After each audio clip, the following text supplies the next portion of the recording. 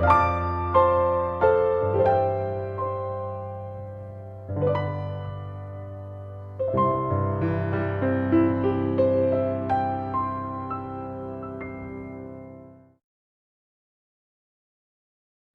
안녕하세요. 말씀과 함께하는 수요일인데 오늘은 목요일에 뵙습니다. 죄송합니다.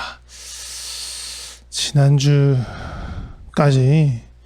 기초교류에 대해서 살펴보는 시간 가졌었는데 오늘부터는 새로운 주제로 이야기를 하려고 합니다. 그래서 조금 준비하다 보니까 미흡한 것들이 있어가지고 하루 늦어졌습니다. 오늘부터 나눌 이야기는 일상교회입니다. 영어로는 Everyday Church. 요 화면에 보이시는 이 책 제목이 일상교회인데요. 영국 목사님 두 분이 쓰신 책입니다. 팀 체스터라는 분하고 스티브 티미스라는 분이 쓰신 책인데 이 책을 어떻게 보면 약간 텍스트북처럼 하면서 함께 나눠보려고 생각 중입니다. 책은요. 일단 베드로전서의 본문하고 함께 하긴 하는데 이 책의 내용을 막 요약하거나 소개하는 차원으로 나누지는 않을 거고요. 함께 공부한다는 마음, 또 제 방식으로 소화해서 우리 상황에 맞게 나눠볼까 하는 생각이 있습니다. 2021년이 이제 2달도 채 안 남았습니다. 근데 우리 2021년 시작하면서 우리 교회의 표어이자 방향으로 일상에서 하나님의 성전으로 살아가는 교회라는 것을 나눠 썼습니다. 이 일상교회도 이것과 무관하지 않습니다. 연결되어 있고요. 그래서 많이 늦은 감이 있지만 그래도 좀 더 살펴보고 싶은 마음이 있습니다. 그럼 먼저 일상교회란 무엇이냐 이것부터 나누고 싶은데요. 물론 이제 좀 이 책을 더 깊이 이제 읽고 공부하면서 조금 더 이해가 깊어질 수 있을 것 같은데 그래도 먼저 좀 가볍게 나누자면 일상교회란 보통 교회라면 정형화되어 있는 어떤 이미지가 있습니다. 어떤 건물이나 장소 그리고 예배라는 어떤 형식을 갖춘 종교적인 예식 떠올리는 그런 전통적인 개념과는 대비되게 성도 한 사람 한 사람의 어떤 평범한 일상의 자리에서 어떻게 살아가느냐 또 그 평범한 사람들이 어떤 공동체를 이루냐 조금 더 초점을 둔 어떻게 보면 일상과 공동체라는 키워드를 가지고 이야기하는 것이 일상교회라고 볼 수 있을 것 같아요. 그럼 왜 일상교회가 필요하게 되었는가 이게 되게 중요한 건데요. 더 이상 교회가 인싸가 아니에요. 인사이더가 아닌 거예요. 중심부 센터에 있지 않기 때문에 그러니까 구심력을 잃었다고 말할 수도 있을 것 같은데 특히 뭐 우리나라보다 또 이 필리핀의 한인 교회로 있는 우리보다 영미권을 포함한 서구 사회의 관점으로 본다면 조금 더 이해가 될 거예요.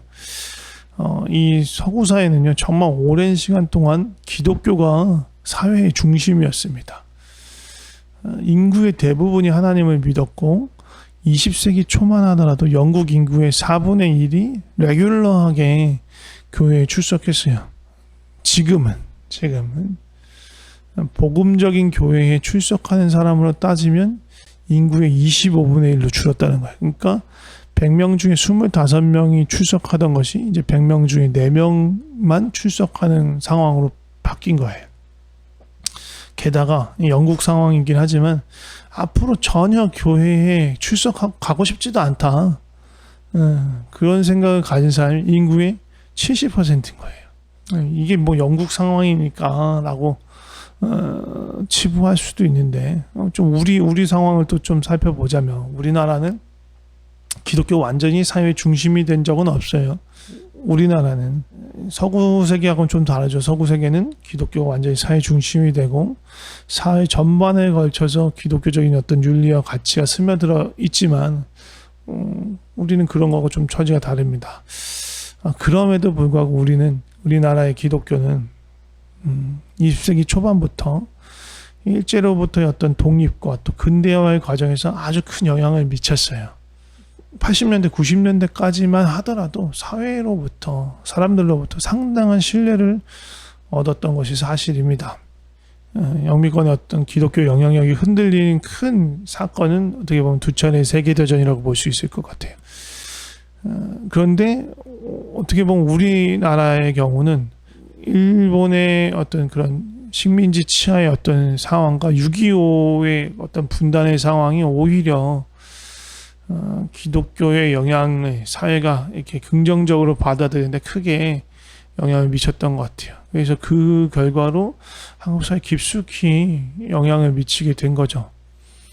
그런데 이게 약간 균열이 시작한 거는 어떻게 보면 제 생각인데, 이건 1980년대 이후로 우리나라의 어떤 경제가 급속하게 성장하면서 그 여파로 교회가 세속화된 것이 아닌가.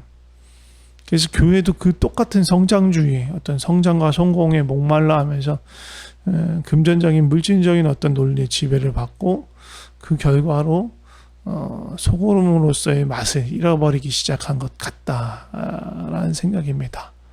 그래서 교회가 그냥 세상과 같은, 어떨 때는 세상보다 더 심한 물질 중심적인 모습을 보이고 또 부의 상속, 집단적인 이기주의, 그런 모습을 드러내면서 사람들이 점점점 기독교를 향해서, 교회를 향해서 등을 돌리기 시작한 것 같아요.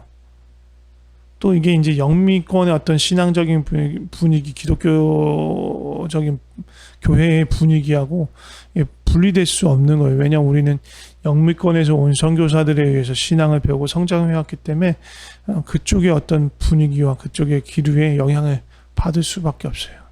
그래서 이제 21세기 새로운 밀레니엄이 시작되면서 더욱더 이런 분위기는 더 가속되어서 한국 안에서도 반기독교적인 정서, 개독교라고 욕하는 그런 것들이 확대가 되고, 기존에 교회에 나오던 성도들마저 소위 이제 가나안 성도라는 이름으로 교회에는 출석하지 않지만 예수님을 믿는 약간 그런 기형적인 형태의 성도들마저 나타나기 시작한 거예요. 그러면 우리가 또 처해 있는 이 필리핀 한인 교회의 상황은 어떨까? 어쩌보면 이 이민교회들은요, 그 특수성이 있잖아요. 그래서 그 나라, 살고 있는 나라의 중심부 역할은 못하지만 이민사회에서의 중심부 역할은 꽤나 오랫동안 유지해 온 것 같아요. 이민교회가. 타지에서 생활하면서 종교나 신앙에 관심이 없더라도 다른 사람들과 어떤 사회적인 관계를 만들고 또 소속감을 얻기 위해서 또 구체적인 어떤 삶의 도움을 받기 좋기 때문에 교회들이 그런 역할을 감당해 왔기 때문에 중심부적인 어떤 이민 사회에서의 중심부적인 역할을 상당히 감당해 왔던 것이 사실입니다. 그러나 사실 이것도 이 밀레니엄 시대의 SNS와 네트워크가 발달하면서 사회적인 관계와 도움을 얻을 수 있는 채널이 다양해지잖아요. 그러면서 어떻게 보면 이런 영향력도 조금씩 줄어들고 있는 것이 또 사실이죠. 아무튼 기독교가 중심부에서 벗어나서 주변부로, 변두리로 밀려나기 시작하게 되면서 고민해야 되는 것이 무엇이냐면 사람들에게 다가가는 방법, 어떻게 보면 성경이 말씀하고 있는 진리로 사람들을 초청하는 방법이 좀 달라지기 시작했다는 거예요. 더 이상 그냥 예배나 어떤 행사에 초청하고 알파 코스나 뭐 그런 전도 과정에 오라고 부르는 전략으로 전도하는 것에는 한계가 있다. 그럼 어떻게 해야 하는가? 어떻게 해야 사람들에게 생명과 진리를 전달할 수 있을까 하는 고민에서 이 일상교회라는 것이 출발했다고 볼 수 있어요. 베드로전서 1장 1절에서 2절 말씀을 잠깐 보겠습니다. 예수 그리스도의 사도 베드로는 본도, 갈라디아, 갑바도기아, 아시아와 비두니아에 있는 흩어진 나그네, 곧 하나님 아버지의 미리 아심을 따라 성령이 거룩하게 하심으로 순종함과 예수 그리스도의 핏부림을 얻기 위하여 택하심을 받은 자들에게 편지하노니 은혜와 평강이 너에게 더욱 많을지어다. 아멘. 베드로전서를 좀 살펴보면서 이것과 또 지금의 교회 현실, 일상교회의 필요점을 연결해 보려고 하는 것입니다. 베드로전서는 누가 쓴 편지입니까? 베드로가 쓴 거죠. 누구에게 쓴 편지입니까? 여기 나오죠. 본도와 갈라디아와 갑바도기아와 아시아와 비두니아에 있는 흩어진 나그네. 흩어진 나그네라고 성도들을 표현했어요.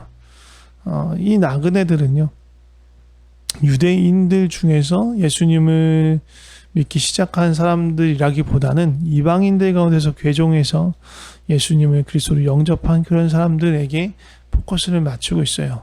또 이 나그네라는 말은 사실은 이미 로마에서 사용되고 있는 어떤 용어였어요. 어떤 용어냐면 로마의 시민권을 갖고 있지는 않지만 노예 신분이 아닌 자유인을 일컫는 말이었어요.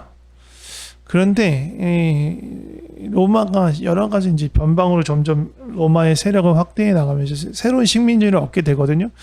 그렇게 되면요, 거기에 로마의 사람들을 보내기를 원했어요.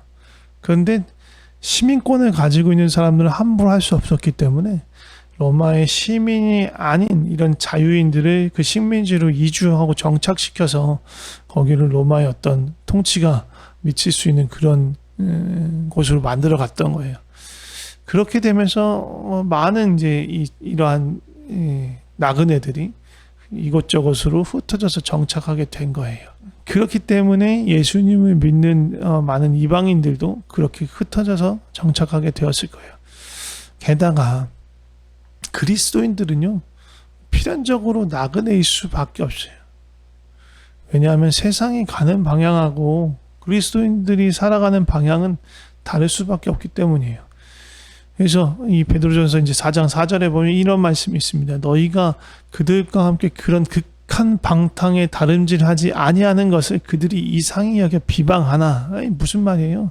이방인들은 방탕하고 음란하게 사는 게 너무나 당연하고 자연스러운 일인데 예수를 믿는 사람들은 그런 문화에 전혀 동떨어진 어떤 그런 생활을 하니까 놀림을 받고 비방을 받게 된 거예요. 어떻게 보면 따돌림 받게 된 거예요.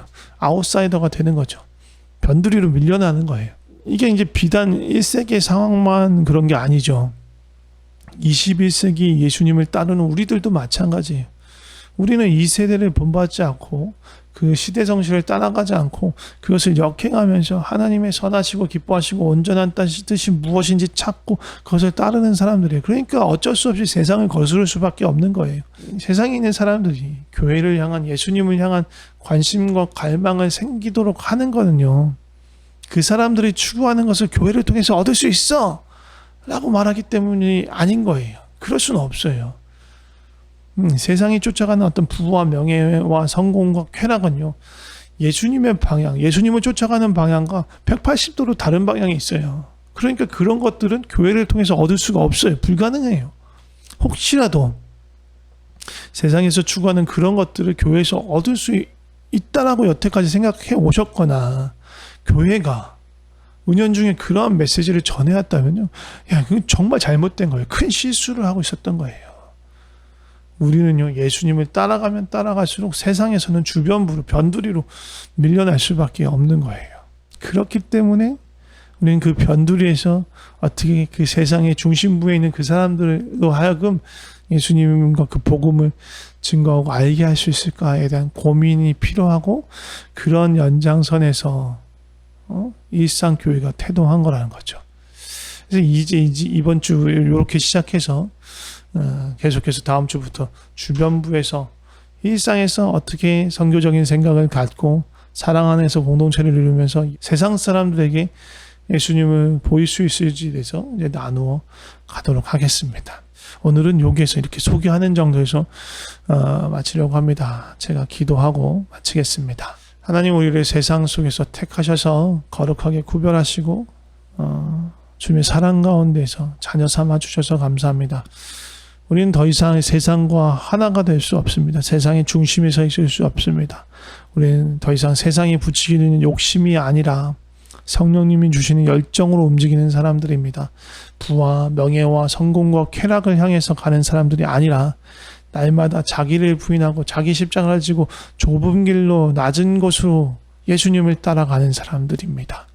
우리는 인싸가 아니라 아싸의 삶, 중심부가 아니라 변두리의 삶을 살지라도 날마다 주님과 기쁨으로 동행하게 하시고 우리의 삶의 현장이 주님의 나라가 되는 그런 놀라운 일을 경험하게 하여 주시옵소서. 주님 감사합니다. 주님의 백성으로, 주님의 자녀로 불러주셔서 감사합니다. 예수님의 이름으로 기도드립니다. 아멘.